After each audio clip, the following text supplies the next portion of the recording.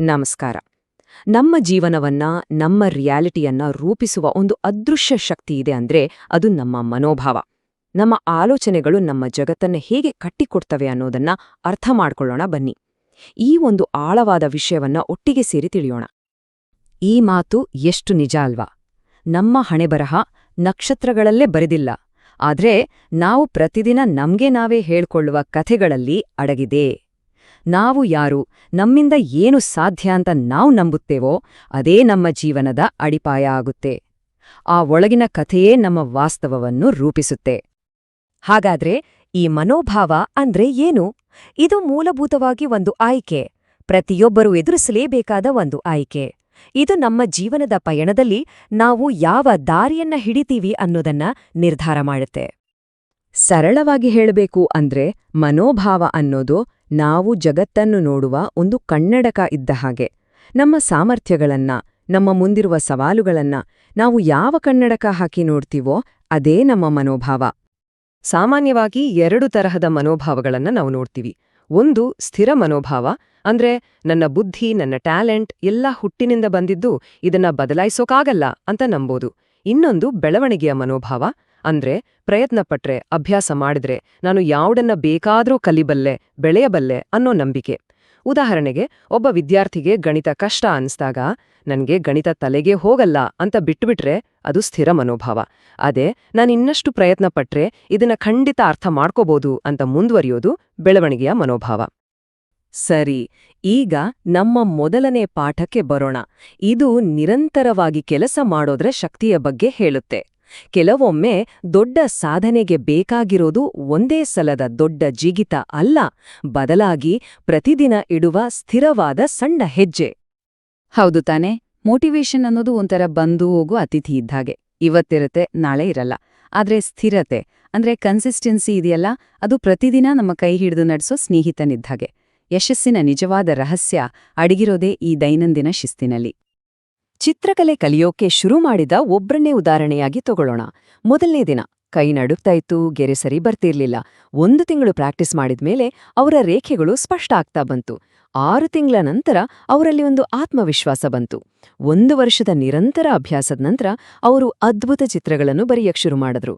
ನೋಡಿ, ಸಣ್ಣ ಸ್ಥಿರವಾದ ಹೆಜ್ಜೆಗಳು ಕಾಲಕ್ರಮೇಣ ಎಷ್ಟು ದೊಡ್ಡ ಸಾಧನೆಗೆ ದಾರಿ ಮಾಡ್ಕೊಡುತ್ತಲ್ವಾ? ಬನ್ನಿ ಈಗ ನಮ್ಮ 2ನೇ ಪಾಠಕ್ಕೆ ಹೋಗೋಣ. ಇದು ನಮ್ಮೆಲ್ಲರ ಅತೀ ದೊಡ್ಡ ಭಯಗಳಲ್ಲಿ ಒಂದಾದ ಸೋಲನ್ನು ಒಂದು ಹೊಸ ದೃಷ್ಟಿಕೋನದಿಂದ ನೋಡಕ್ಕೆ ಸಹಾಯ ಮಾಡುತ್ತೆ. ಈ ಮಾತು ಕೇಳೋಕೆ ಸರಳ ಅನ್ಸಿದ್ರೂ ತುಂಬಾನೇ ಆಳವಾದದ್ದು. ನಾವು ಸೋಲನ್ನೇ ಕೊನೆ ಅಂತ ಅನ್ಕೋತೀವಿ, ಆದ್ರೆ ಅದು ಕೊನೆಯಲ್ಲ. ಅದು ನಮ್ಮ ಬೆಳವಣಿಗೆಗೆ ಬೇಕಾದ ಒಂದು ಪ್ರಮುಖ ಫೀಡ್ಬ್ಯಾಕ್ ಅಷ್ಟೇ. ಯಶಸ್ಸಿನ ದಾರಿಯಲ್ಲಿ ಸೋಲು ಅನ್ನೋದು ಒಂದು ಮೈಲಿಗಲ್ಲು. ಉದಾಹರಣೆಗೆ, ಒಬ್ಬರಿಗೆ ಇಂಟರ್ವ್ಯೂನಲ್ಲಿ ಕೆಲಸ ಸಿಗ್ಲಿಲ್ಲ ಅಂದ್ಕೊಳ್ಳಿ. ನಾನು ವೇಸ್ಟ್ ಅಂತ ಕೊರಗೋದ್ರ ಬದಲು ಯಾವ ಪ್ರಶ್ನೆಗೆ ನಾನು ಸರಿ ಉತ್ತರ ಕೊಡ್ಲಿಲ್ಲ, ನನ್ನಲ್ಲಿ ಯಾವ ಸ್ಕಿಲ್ ಕಡಿಮೆ ಇತ್ತು ಅಂತ ವಿಶ್ಲೇಷಣೆ ಮಾಡ್ಬೋದು. ಆ ಸೋಲನ್ನೇ ಒಂದು ಪಾಠವಾಗಿ ತಗೊಂಡು ಮುಂದಿನ ಅವಕಾಶಕ್ಕೆ ಇನ್ನೂ ಚೆನ್ನಾಗಿ ತಯಾರಿ ಮಾಡ್ಕೋಬೋದು. ಇದೇ ನೋಡಿ ಸೋಲನ್ನು ಯಶಸ್ಸಿನ ಮೆಟ್ಟಿಲಾಗಿ ಮಾಡ್ಕೊಳ್ಳೋದು. ಮತ್ತು ಇದು ನಮ್ಮ ಕೊನೆಯ ಪಾಠವನ್ನ ಅದ್ಭುತವಾಗಿ ವಿವರಿಸುತ್ತೆ. ಸಣ್ಣ ನಿರಂತರ ಅಭ್ಯಾಸಗಳಲ್ಲಿ ಅಡಗಿರೋ ಆ ಒಂದು ಮಾಂತ್ರಿಕ ಶಕ್ತಿಯನ್ನ ಇದು ನಮಗೆ ತೋರ್ಸ್ಕೊಡುತ್ತೆ. ಈ ಸಂಖ್ಯೆ ನೋಡಿ, ಕೇವಲ 1%. ಪ್ರತಿದಿನ ಜಸ್ಟ್ 1%ನಷ್ಟು ಉತ್ತಮಗೊಂಡರೆ ಏನಾಗ್ಬೋದು? ಇದು ತುಂಬಾನೇ ಸಣ್ಣದು ಅಂತ ಅನ್ಸ್ಬೋದು ಅಲ್ವಾ?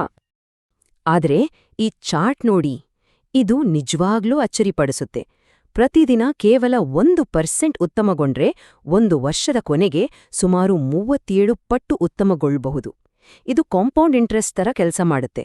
ಸಣ್ಣ ಸಣ್ಣ ಸುಧಾರಣೆಗಳು ಒಂದಕ್ಕೊಂದು ಸೇರಿಕೊಂಡು ಕಾಲಕ್ರಮೇಣ ಬೆಟ್ಟದಷ್ಟು ದೊಡ್ಡದಾದ ಬೆಳವಣಿಗೆಯನ್ನು ಕೊಡುತ್ತವೆ. ಹೌದು, ಪ್ರತಿದಿನ 5 ನಿಮಿಷ ವ್ಯಾಯಾಮ ಮಾಡೋದು ಚಿಕ್ಕದು ಅನ್ಸ್ಬೋದು, ಆದ್ರೆ 1 ವರ್ಷದಲ್ಲಿ ಅದು 30 ಗಂಟೆಗಳ ವ್ಯಾಯಾಮಕ್ಕೆ ಸಮ ಆಗುತ್ತೆ. ಪ್ರತಿದಿನ ಒಂದೇ ಒಂದು ಪುಟ ಓದಿದ್ರೂ ವರ್ಷಕ್ಕೆ ಹಲವಾರು ಪುಸ್ತಕಗಳನ್ನ ಓದಿ ಮುಗಿಸ್ಬೋದು. ಈ ಸಣ್ಣ ಸಕಾರಾತ್ಮಕ ಅಭ್ಯಾಸಗಳು ನಮ್ಮ ಜೀವನವನ್ನೇ ಬದಲಾಯಿಸುವ ಶಕ್ತಿ ಹೊಂದಿವೆ.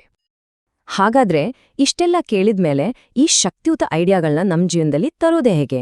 ಈಗಿಂದಲೇ ಶುರು ಮಾಡೋದೇ ಹೇಗೆ? ಇಲ್ಲಿವೆ ನಮ್ಮ ವೈಯಕ್ತಿಕ ಪಯಣಕ್ಕೆ ಬೇಕಾದ 3 ಸರಳ ಪರಿಕರಗಳು. ಮೊದಲನೆಯದು ಸ್ಥಿರವಾದ ಹೆಜ್ಜೆ, 2ನೆಯದು ಸೋಲನ್ನೇ ಒಂದು ಉಡುಗೊರೆಯಾಡಿ ನೋಡೋದು, ಮತ್ತು 3ನೆಯದು ಸಣ್ಣ ವಿಷಯಗಳ ಶಕ್ತಿಯನ್ನ ಬಳಸ್ಕೊಳ್ಳೋದು. ಒಂದು ವಿಷಯ ನೆನಪಿರಲಿ, ಬಲವಾದ ಮನಸ್ಸು ಅಂದ್ರೆ ಸಮಸ್ಯೆಗಳೇ ಇಲ್ಲದ ಮನಸ್ಸಲ್ಲ. ಬದಲಿಗೆ ಪ್ರತಿಯೊಂದು ಸವಾಲಿನ ನಡುವೆಯೂ ಪ್ರತಿದಿನ ಬೆಳೆಯೋದಕ್ಕೆ ಆಯ್ಕೆ ಮಾಡ್ಕೊಳ್ಳೋ ಮನಸ್ಸು. ಆ ಆಯ್ಕೆ ನಮ್ಮ ಕೈಯಲ್ಲೇ ಇದೆ. ಈ ವಿಶ್ಲೇಷಣೆಯ ಕೊನೆಯಲ್ಲಿ ಈ ಒಂದು ಪ್ರಶ್ನೆಯನ್ನ ಕೇಳೋಣ. ಈ ಬೆಳವಣಿಗೆಯ ಪಯಣವನ್ನ ಶುರು ಮಾಡೋಕ್ಕೆ ಇವತ್ತು ನಾವು ತಗೋಬಹುದಾದ ಆ ಮೊದಲ, ಆ ಅತಿ ಸಣ್ಣ ಹೆಜ್ಜೆ ಯಾವುದು?